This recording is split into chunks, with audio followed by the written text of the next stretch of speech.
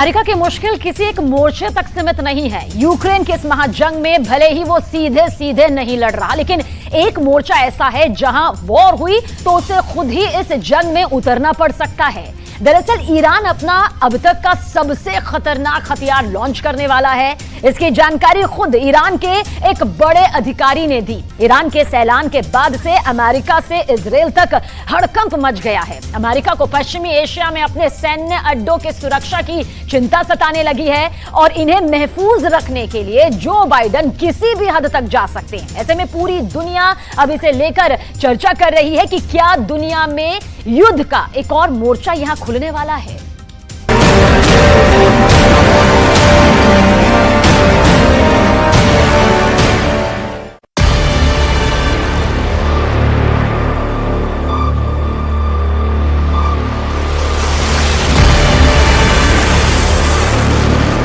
Iran अपना अब तक का सबसे खतरनाक हथियार लॉन्च करने वाला है।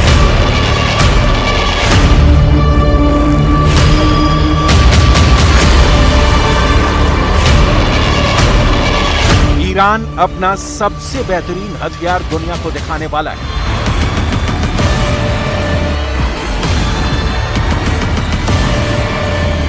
इसकी जानकारी खुद ईरान के बहुत बड़े अधिकारी ने दी है।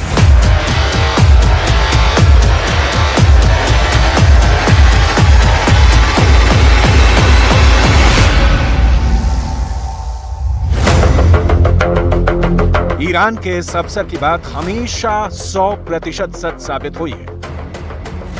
ईरान के इस बड़े अधिकारी का दावा कभी खोखला साबित नहीं हुआ और यही वजह है कि इस अधिकारी के दावे के बाद से इजराइल से लेकर अमेरिका तक हड़कंप मचा है। ईरान के दावे से अमेरिका डरा हुआ है। उसे खाड़ी में अपने अड्डों पर खतरा नजर आ रहा है। ईरान के दावे से इजराइल डरा हुआ है। उसे लग रहा है कि इस बार ईरान कोई ऐसी मिसाइल दिखाएगा जो पूरे इजराइल को भस्म कर देगी। ईरान के दावे से अमेरिका के नेटो वाले दोस्त भी दहशत में हैं। ऐसा क्यों कहा जा रहा है, इसकी तह तक जाएंगे तो ईरान के बहुत ही खतरनाक मंसूबों का पता चलेगा। ईरान के जिस अधिकारी ने नए हथियार का जिक्र किया है, उसके दावे की सबसे ज्यादा चर्चा ब्रिटेन में हो रही है। पश्चिमी देशों की सेनाएं इस सवाल का जवाब जानना चाहती हैं।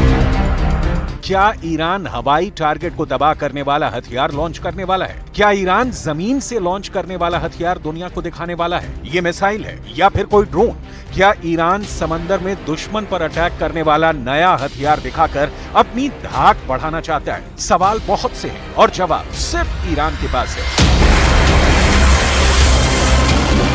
ईरान कौन सा हथियार दुनिया को दिखाने वाला है, ये फिलहाल किसी को मालूम नहीं। ना ही ईरान की तरफ से इसको लेकर कोई बयान जारी किया गया है। लेकिन IRGC के प्रवक्ता ब्रिगेडियर जनरल रमजान शरीफ की तरफ से ये जरूर कहा गया है ईरान लगातार अपनी सैन्य क्षमता को बढ़ा रहा है। समुद्री सुरक्षा के लिहाज से ईरान जल्द ही दुनिया को अपना नया और सबसे बेहतरीन स्ट्रेटेजिक सिस्टम दिखाने वाला है। ईरान के लोग इसी साल ही इस आधुनिक सिस्टम को देख पाएंगे।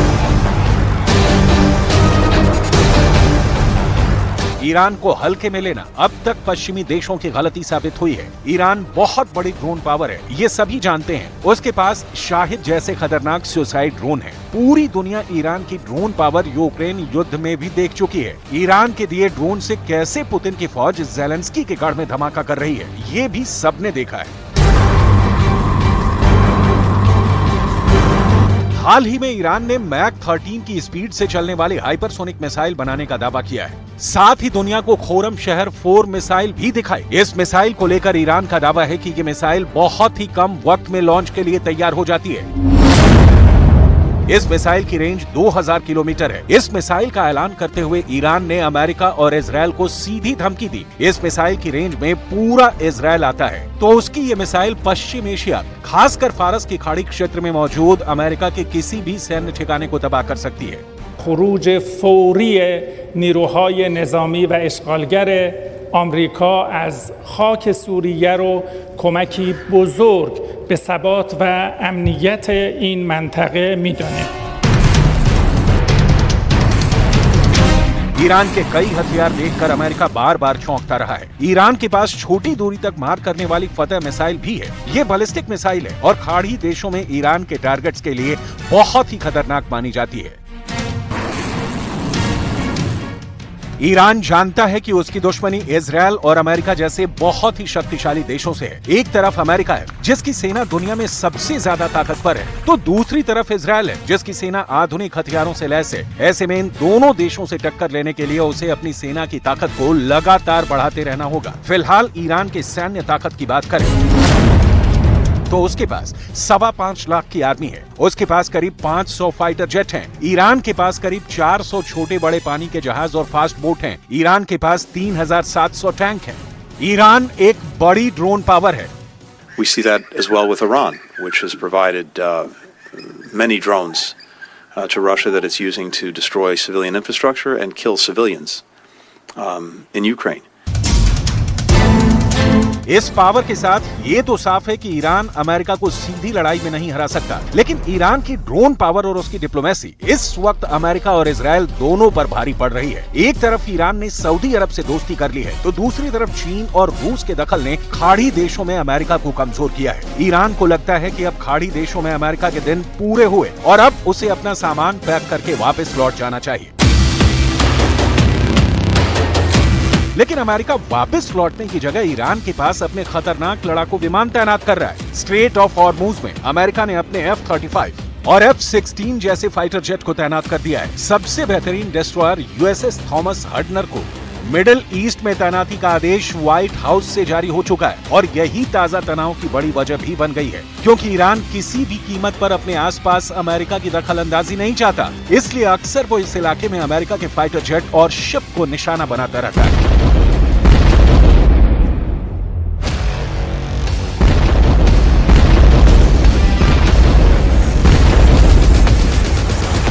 ये वीडियो 5 जुलाई का है। इसमें साफ नजर आ रहा है कि स्ट्रेट ऑफ हॉर्मुज से ऑयल टैंकर गुजर रहा है, तभी इसके पास कमांडोज से भरी बोट आ जाती है। अमेरिका का कहना है कि उसके 2 oil tanker gulf of Oman से गुजर रहे थे, तभी ईरान की नेवी ने उस पर हमला कर दिया। अमेरिका का कहना है कि पिछले 2 सालों में ईरान ने अमेरिका के कम से कम 5 कॉमर्शियल शिप को सीज किया, जबकि कई को परेशान किया गया। आपके लिए इस वक्त ये जानना भी जरूरी है कि आखिर दुनिया के नक्शे पर ये कौन सी जगह है जहां से दुनिया के करीब 20% समुद्री ऑयल टैंकर गुजरते हैं। स्ट्रेट ऑफ हॉर्मुज ये एक ऐसा बेहद छोटा रास्ता है जहां से आधी दुनिया का तेल व्यापार होता है। कई देशों के लिए तेल इसी हिस्से से होकर ट्रांसपोर्ट किया जाता है, साथ ही दूसरे कई तरह के व्यापार भी इस रास्ते से होते हैं। स्ट्रेट ऑफ हॉर्मुज संयुक्त अरब अमीरात और ईरान के बीच एक संकरा समुद्री रास्ता है, जिसे युद्ध के हालात में ईरान कब्जा करके बंद कर सकता है। यही अमेरिका का सबसे बड़ा डर है। 160 किलोमीटर लंबे स्ट्रेट ऑफ हॉर्मुज का रास्ता फारस की खाड़ी को ओमान की खाड़ी और अरब सागर से जोड़ता है। इस रास्ते की एक जगह चौड़ाई तो महज 39 किलोमीटर रह जाती है, जहां से दोनों ओर से आते जाते जहाज गुजरते हैं। इस रास्ते पर ईरान का दबदबा है। Does need to reassure Iran's Arab neighbors that they can be cautious in re-embracing Tehran and that they need to view Iran's overtures with suspicion and continue to rely on the United States. Straight of Hormuz में Iran America और उसके साथी देशों के commercial ship ही नहीं बल्कि उसकी महाबली नौसेना को भी अक्सर परेशान करता है। दोनों के बीच बहुत दादागिरी देखने को मिलती है। ईरान अमेरिका की नौसेना को यहाँ अपने लिए खतरा मानता है। यही वजह है कि अपने जहाजों को सुरक्षित पैसेज देने के लिए अमेरिका अपना सबसे खतरनाक लड़ाकू विमानों को यहाँ तैनात करने का फैसला किया। तो वहीं अमेरिका से टक्कर लेने के लिए और दुनिया के नक्शे पर अपनी धाक जमाने के लिए ईरान लगातार अपने हथियार गोदाम को बढ़ा रहा है।